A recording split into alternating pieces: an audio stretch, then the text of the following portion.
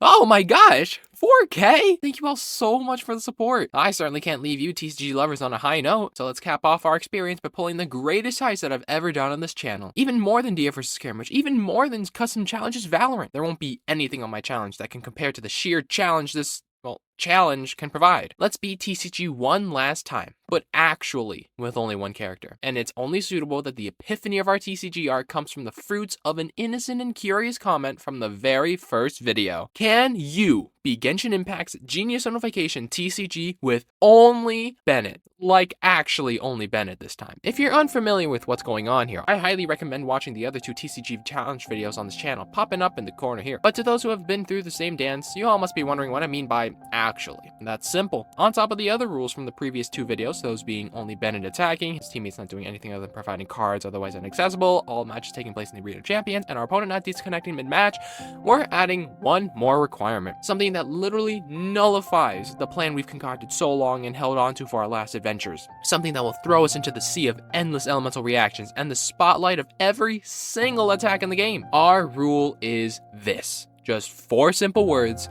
Switching characters is banned. That's right, I wholeheartedly believe Bennett is too much of a Giga Chad with his kit that he would destroy this challenge if we played it on easy mode like how we did with Albedo and Dia. So for the entire battle, Bennett must be our only active character. If we're forced off of him because of Sucrose overloaded or the like, our next immediate action must be to switch back to him. No exceptions. This bumps up the stakes literally threefold, reducing our possible health from 3 to just 10. As great as Bennett is he enough to handle this? Let's find out. But before we begin, here are a few of you viewers that I want to shout out. If you want to have the chance at being up here, be sure to like, comment, and subscribe. I'll be sure not to do repeats. With that out of the way, let's get started! This is your team? Cool! I like the vibe. I'm Bennett, leader of Benny's adventure team. Let's go find some treasure. Oh, crud. Now, what is so overpowered about Bennett's skill set that I made him solo the entire thing? Well, despite him being him, his kit is one of the most normal out of them all. Just imagine the horror people face when fighting against a thunder manifestation that would snipe your standby characters. And now imagine Bennett. He certainly doesn't do anything magnificent like that, just a 2 damage normal attack and a 3 damage pyro skill. However, you know where the meat of Bennett's kit lies. That's right, with his burst. It only does 2 pyro damage, but the field of inspiration it gives you is priceless. If you're under 7 HP, it heals you for 2, and if you're over 6, all your attacks deal 2 extra damage. Of course, the astute of you remember that his talent card completely wipes that second if statement away and just gives you the damage buff no matter what. So you know we're going to include that in our deck. What else will be in there? More importantly, who's coming with us? Oh, yeah, we're still adding the restriction that I can't use what we had previously, so no Hydro, Electro, Inazuma, or Monster Resonance cards this time. So who are the lucky 2? Yep, you're seeing that correctly. Some random Cry Assassin Mage and La Signora herself are joining the fray. Cryo Resonance is pretty strong in that it just gives you 2 extra damage to any attack, not needing any reactions like what Dendro or Pyro necessitates. But 3 Resonance is also a must-have simply because it's our only other way of elemental damage other than Bennett's. First being the Hilichurl Buddy. It may be a small gamble, but as long as we don't get Pyro, the other 3 guarantee us a +2 reaction on our next Pyro attack. I'm also adding a lot of food in this deck. Like a whole bunch. I know Bennett can only manage to wolf down 1 food each round, but being able to have that extra bit of healing or protection when Hydro Resonance is out of our reach will definitely be worth it. And of course, no self-respecting TCG player would enter battle without equipment. Since our burst isn't as destructive as Albedo's, we can swap out our emblem with our tried and true Tenacity. And our weapon. What else than the ever-illustrious, always bountiful heals from our savior Aquila Favoni? Huh? What's happening? Why can't I put it in? Surely you didn't forget, there is another. But what's better than extra HP? You forgot about me, haven't you? What are you? Fine. Guess time's due for an introduction. The Light of Foliar Incision? Why not Faf Sword for Instant Burst or the Archon Forsaken Aquila Favonia?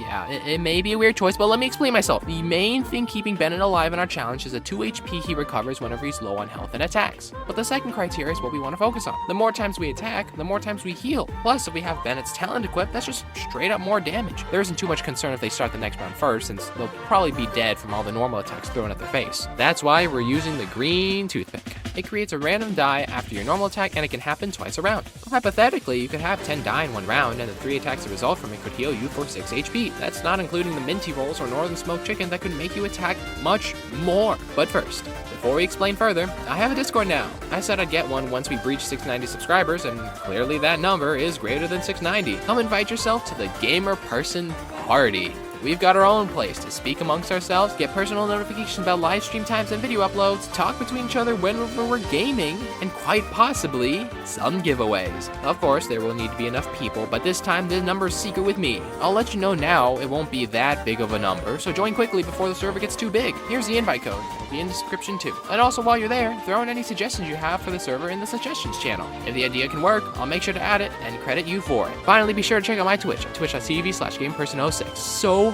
many people were in that chat when I streamed this challenge, and they all helped me greatly. So thank you all that came by. But not only do I play games you see on the channel, but I play a lot of other fun games like Valorant and It Takes Two solo. Come join the Gamer Person Posse. I'll be ecstatic of your arrival. Now, how on earth are we going to even lay out strategies? First off, you gotta realize that there are some people it's just not worth fighting. If they've got freeze, a whole bunch of summons, or some character that can deal like 7 damage one go, just leave the game. Don't waste your time on a battle you can't win. The rest though are still menaces.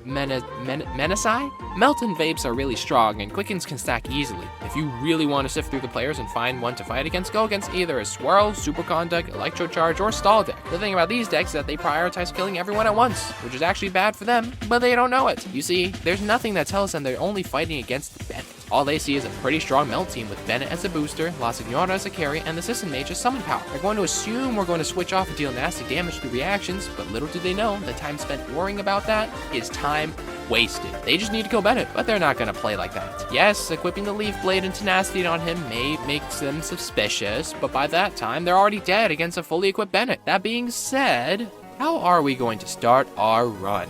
The first round is the most crucial. You're going to need as many equipment and card drawing cards as possible. If you do get both Lo-Fi and Tenacity, there is a very specific way you can equip them to have them both by round 2. The weird thing about both of these equipment is that their dice generation comes after you do an action. So while it seems like you'd only need 2 dice for a normal attack with the green elegance, you actually need 3, then you just get 1 back for free. That's why you first equip Foliar, then normal attack. Ideally, you'd have 2 Omni dice after all this so that the final thing you do that turn is equip Tenacity with those 2 and the extra random die. Yes, this does mean that the extra die from Tenacity would go to waste since you would have ended your turn. This setup should guarantee you go first the next round. If you only get 1 equipment, or Archon forbid, none at all, equip what you can and prioritize attacking more to get your burst up. As long as you get out of the first round safely, get your burst as early as possible to start healing. Don't worry too much if you don't get the talent card, because remember, you only really want the burst for its healing capabilities. Let's hope you don't get horrible enough dice to not make this happen, but you do have the random die from Foliar and the 1 pyro die from Tenacity to give you the chance. Once you get your Field of Inspiration, keep attacking as much as you can, but make sure to count your dice ahead, because if you won't have enough dice to attack, you can use the extra towards another Sealy or NRE that can help you out later. Keep your cryo res on the down low until you can surprise kill someone with it. The enemies are going to expect it with you running 2 cryo characters. You're going to need to have each character on the field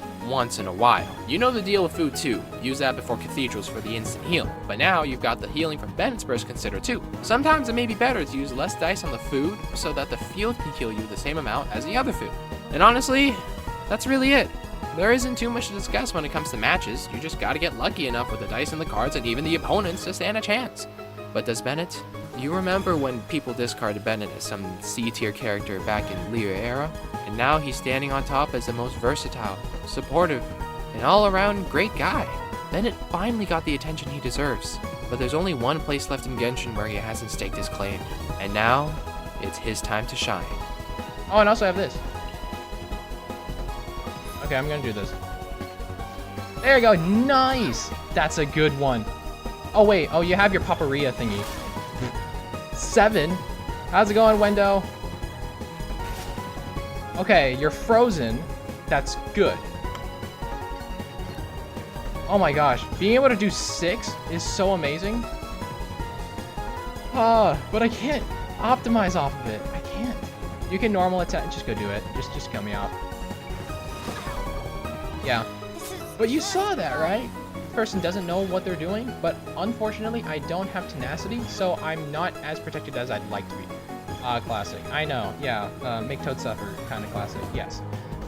Goodbye and goodbye. And goodbye, D-Luke. Let's go. Okay. The world, if he's skilled on D-Luke, I know. Even if he just bursts and then just throws his mine or even just normal attacks after that, he will kill. And it will be because... Let's nip that in the bud. Yeah, I think I'm gonna die. To that? Did it hurt? Wait, hold on. How did that do that? Okay, 4.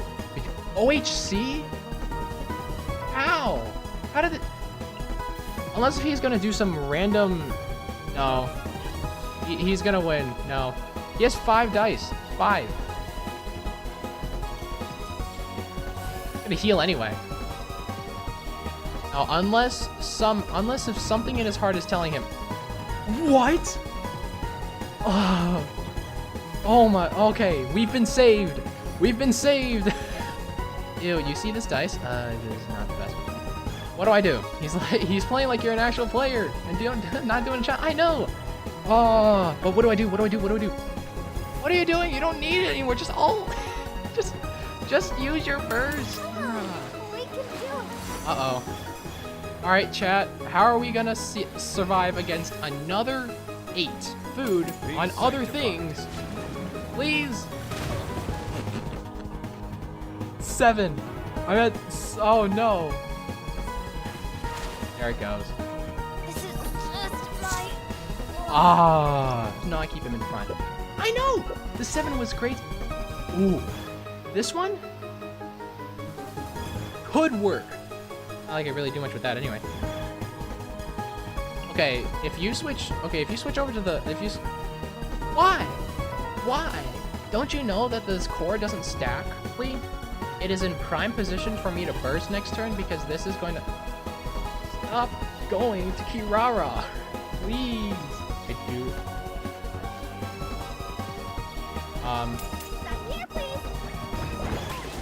I was born unlucky. That's just the way it is. And I've lived with it so long now that I'm just used to it. Getting recognized by the gods was the last thing I expected, seeing as how I'm so unlucky all the time. But if the gods haven't given up on me, I guess that means I shouldn't give up on me either. Okay. Okay, yeah, I'm gonna arcane. I have to arcane. Especially with you being able to do so much on your own, I'm gonna arcane. Because unless if they... Yeah, Kirara can't do enough damage on her own. I feel like I need... Yeah, res and kill. Res and kill. Alright, yeah, just enough. Hi-cha! A normal attack would do 4. So if I cryo res, it would kill. Then I'm gonna use this. And then kill with NA. Alright! Yes! Yes! Yes! Yes!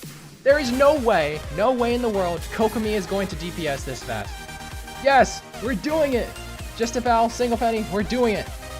Give yourself... How do you have 3 jets? Like, it doesn't matter. It doesn't matter. It doesn't matter, y'all. 3 jets! And they thought they were cooking. And they thought they were cooking. Ladies and gentlemen, boys and girls. Beating TCG with only a Bennett is a mission complete. I'm not blackmailing them. No. Thank you all for watching. After this, I might never touch TCG with a 10-foot pole in a long while. So if you enjoyed this and want to see more, make sure to leave a like, sub, and ring that notification bell to let me know. Also, put your ideas for future challenges and videos in the comments. Who knows? Maybe your inspiration could lead to grand breakthroughs. I will be uploading the full recorded run of the winning match sometime this week, so stay updated. Also be sure to check out my Twitch at twitch.tv/gameperson06, where I not only play the challenges you see here, but also jam out with other games like Valorant and It Takes Two Solo. And finally, make sure to check out these YouTube creators. Their challenge videos are amazing, and they inspired my own. Until next time, have a good day, night, etc.